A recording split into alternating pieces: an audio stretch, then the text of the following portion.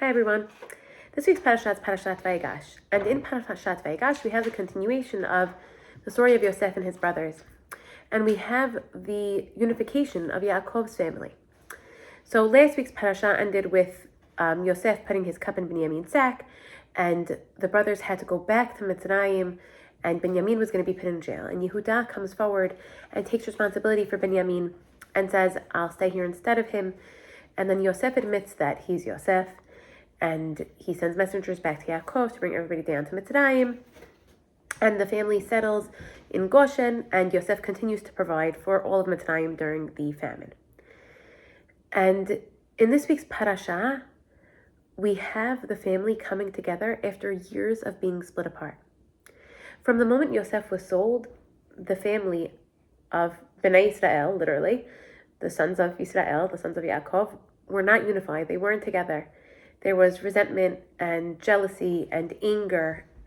And for so many years, there was this tension. And in this week's parasha, that tension gets resolved. The brothers make up. Yehuda and Yosef make up. And it was Yehuda's idea to sell Yosef in the first place. They make up and everybody joins together again, and they're all one big happy family. And this week's haftarah is from Yechezkel. Yechezkel Perek Lamed Zayin. And in Yechezkel, Hashem commands Yechezkel to take two branches and write on one of them Yehuda and write on one of them Yosef and put them together to become one big stick. Because there was tension between Bnei Israel during Yaakov's time, the time of Yosef and his brothers, and there was also tension in Bnei Israel later on during the times of the first Beit HaMikdash.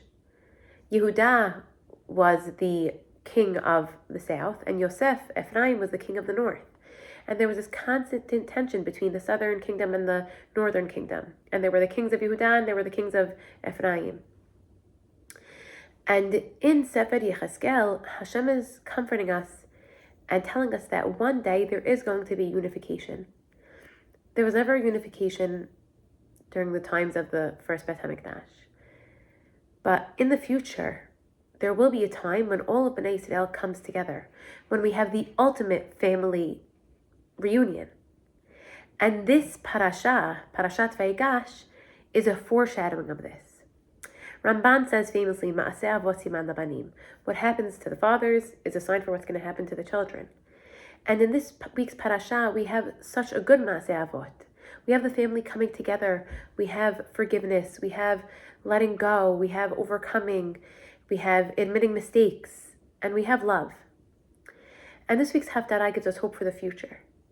That soon we're going to have that also among Am Yisrael. That we're going to have connection and unification and love and forgiveness. And Be'ezrat Hashem, we'll be able to see that very soon. So this Shabbat, as we read Parashat Vayigash, let's be inspired and let's have hope for what could be in the future. And let's try to make Yechezkel's vision a reality. Let's try to get closer to Am Yisrael. Let's try to forgive. Let's try to love. Let's try to reunite. Shabbat Shalom.